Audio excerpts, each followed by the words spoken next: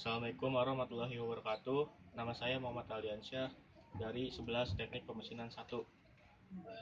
Saya akan memberi laporan terbaru tentang virus corona atau COVID-19. Memasuki bulan ketiga sejak pertama kali dideteksi, virus corona penyebab COVID-19 masih terus menyebar hingga kini. Penelitian tentang virus corona di baru ini masih terus dilakukan untuk memahami karakteristiknya secara keseluruhan berdasarkan laporan Pusat Pencegahan dan Pengendalian Penyakit atau CDC per 7 Maret 2020. Sejumlah perkembangan pada identifikasi virus ini. Beberapa perkembangan yang dilaporkan mencakup hal-hal berikut.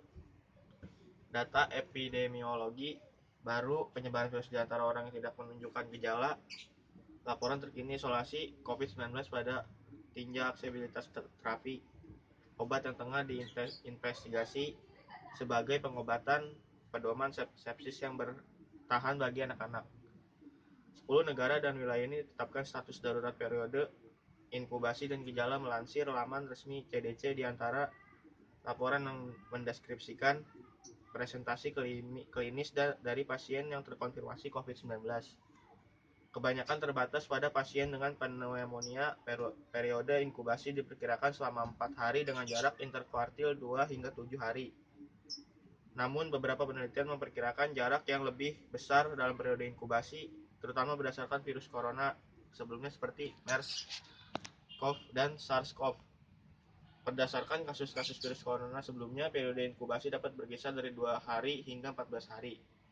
Tanda dan gejala pasien yang dilaporkan dirawat di rumah sakit adalah demam pada 44% pasien saat masuk ke rumah sakit dan berkembang menjadi 89% pasien selama dirawat di rumah sakit. Gejala lain yang jarang yang dilaporkan antara lain adalah sakit tenggorokan, sakit kepala, batuk dengan produksi dahak dan atau hemoptysis. Beberapa pasien juga mengalami gejala gastrointestinal seperti diare dan mual sebelum mengalami demam atau penurunan tanda dan gejala pada saluran pernapasan.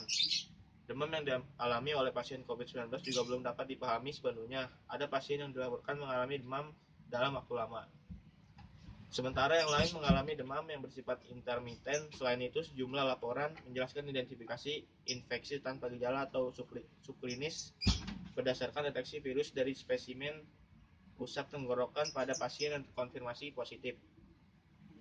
Kasus pasien COVID-19 yang tidak menunjukkan gejala juga terjadi pada 2 kasus baru di Indonesia. Juru bicara pemerintah Indonesia untuk penanganan virus corona, Ahmad Yuryanto, mengatakan kedua pasien ini stabil dan tidak membutuhkan alat bantu pernapasan serta infus. Mereka juga tidak mengalami demam, batuk, ataupun pilek. Baca juga rincian dan update 13 WNI di luar negeri positif corona, 7 diantaranya sembuh. Faktor risiko untuk penyakit yang parah belum diketahui dengan jelas. Meski demikian, pasien dengan usia lebih tua dan memiliki kondisi medis kronis mungkin berisiko lebih tinggi mengalami penyakit yang lebih parah. Sebagai contoh, di antara lebih dari 44.000 kasus COVID-19 yang dikonfirmasi di Cina pada 11 Februari 2020, sebagian besar terjadi pada pasien berusia 30-69 tahun, 77,8%, dan sekitar 19% penderita sakit parah atau kritis. Proporsi kasus kematian dengan usia lebih dari 60 tahun adalah sebagai berikut: 3,6% pasien berusia 60-69 tahun, 8% pasien berusia 70-79 tahun, dan 14,8% pasien berusia lebih dari 80 tahun. Pasien yang dikonfirmasi COVID-19 tanpa adanya riwayat penyakit memiliki persentase kematian yang lebih kecil, yaitu 0,9%.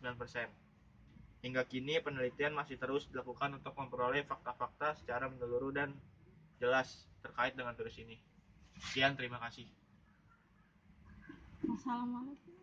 Assalamualaikum warahmatullahi wabarakatuh.